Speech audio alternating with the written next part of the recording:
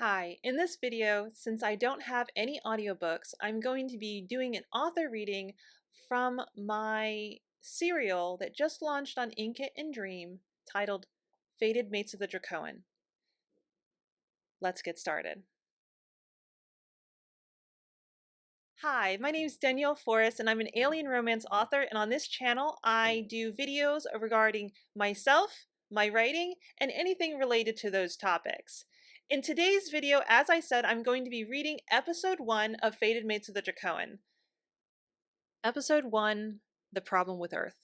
He stared down at a list of names, the information in front of him overwhelming. Name after name stared back at him, along with country of origin, popularity, pronunciation, spelling variants, and so much more. He nearly growled with frustration. You just need to pick one. It felt weird, just picking a name like this. He'd been putting this off, just going by commander when talking with the human ships. But that wasn't exactly a long-term solution. He had to pick a name if he wanted to interact with humans with any regularity. They didn't have the oral capacity to pronounce many draconian names, and from what he could tell, it was a time-honored tradition for foreigners on Earth to pick local names. And he supposed it was easier to learn to identify with a name people could pronounce than wince every time people butchered your birth name. With resignation, he scrolled down with his eyes closed and tapped his finger on the screen, then peeked one eye open. Davin. Guess I'm Davin now. He sighed and switched screens on his monitor, returning to the impetus that had finally forced him to pick a name. The situation with Earth. His fleet and the remainder of the human military ships surrounding the planet had been trying to contact Earth Command for days now. Too many days. And they were growing concerned. No, that wasn't true. They had long passed the point of concerned.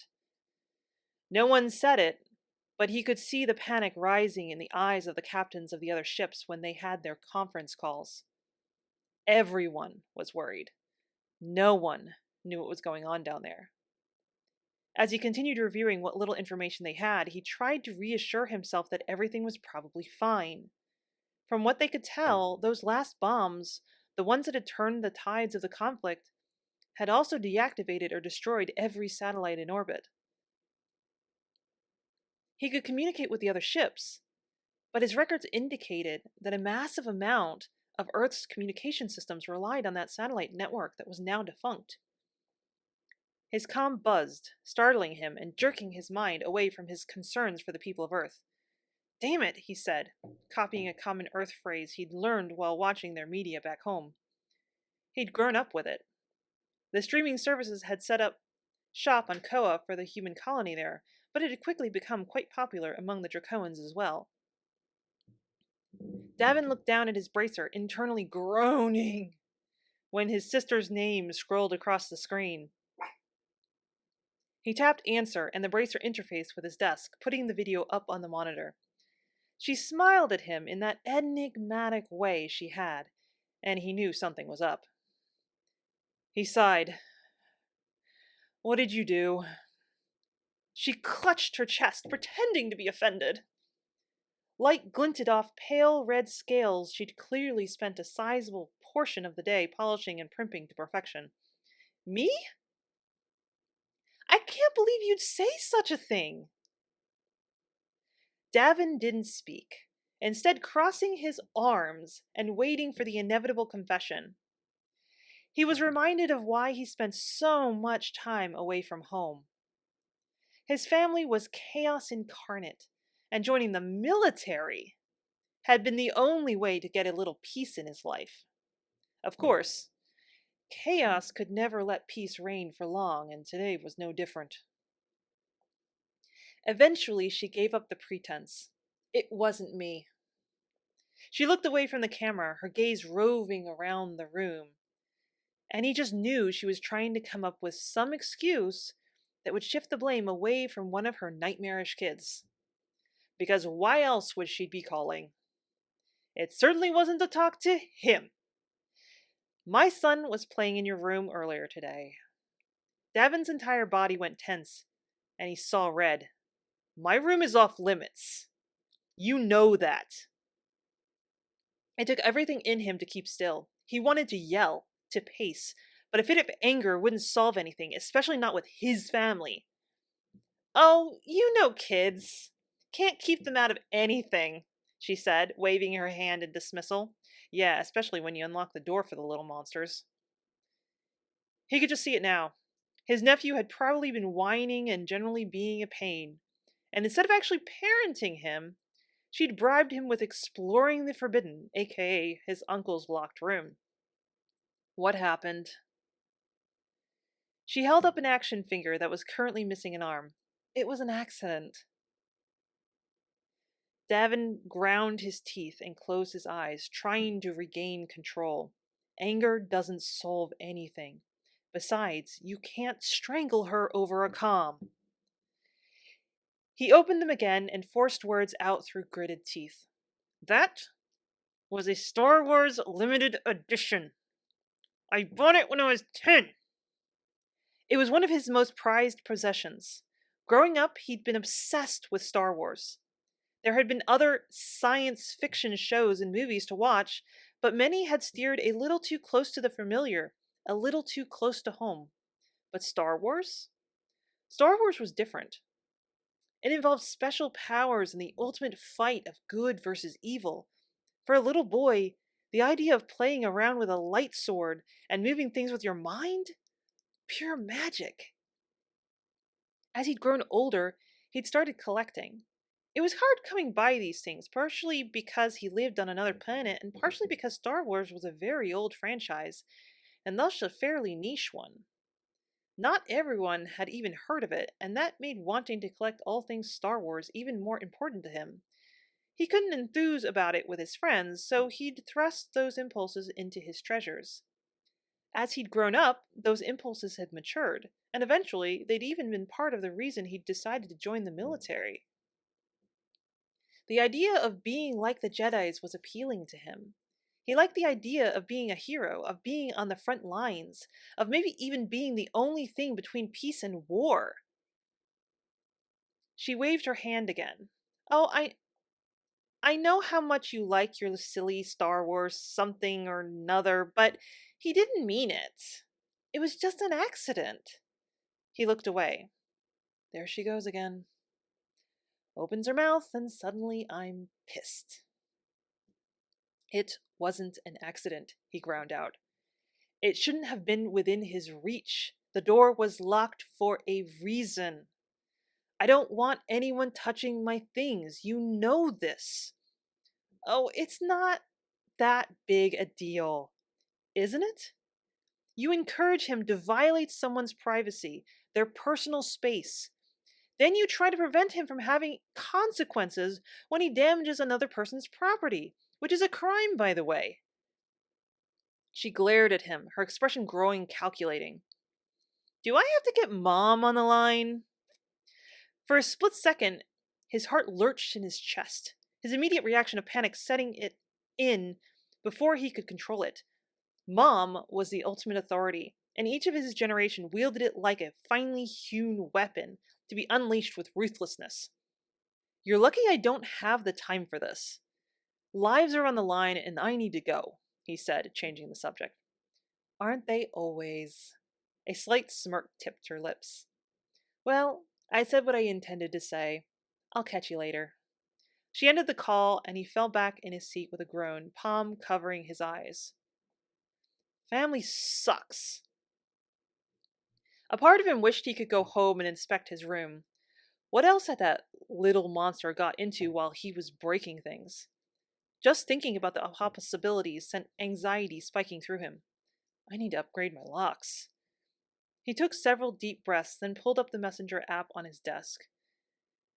Hello, Mom. Can you upgrade the locks on my room? And this time, don't give my sister a key. My nephew got in there again. He hit send and let out a deep breath.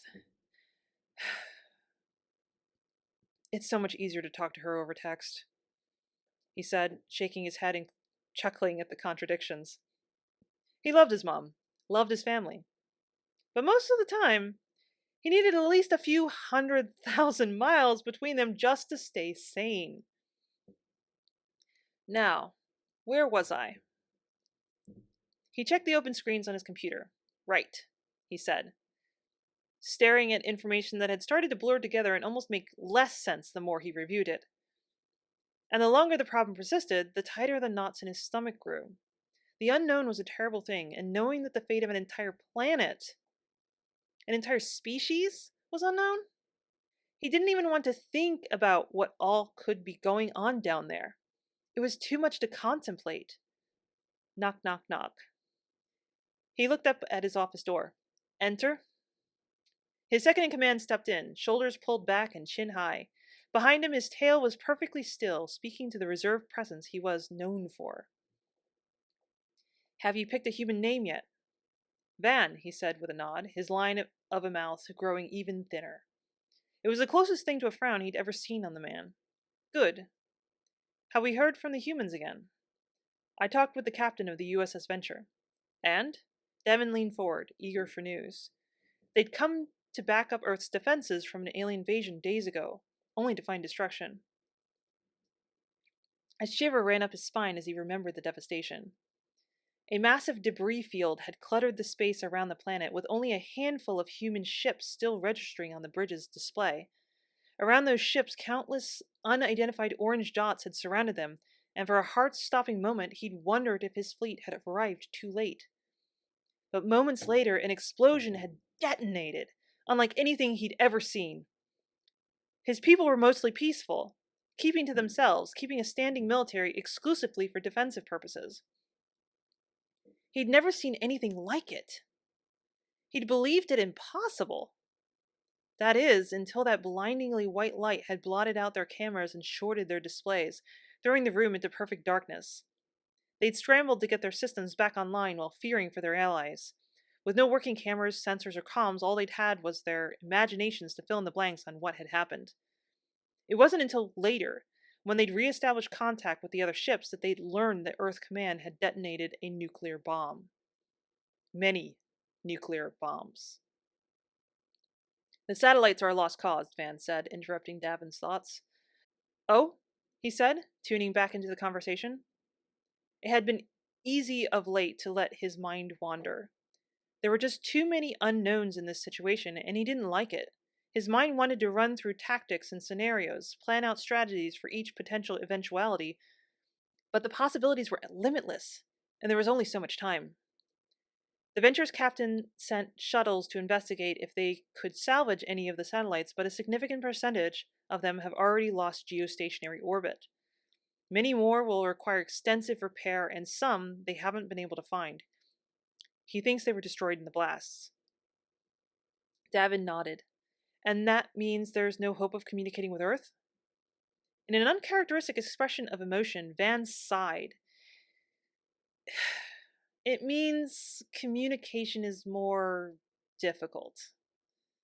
As we've been able to confirm, their communication systems are designed around those satellites, but the captain's also concerned that there could be broader issues at play.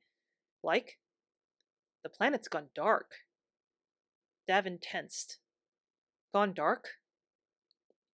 Yes. During their investigations, shuttles that traveled to the night side of the planet reported no electrical lighting visible from space, meaning they've lost power. So, Davin said, even if we had the satellites up and running, there's no guarantee anyone could respond. That was my conclusion as well, Van said, with a nod of respect. Contact the human captains again. I want a conference call. You have a plan? Van asked. When do I not?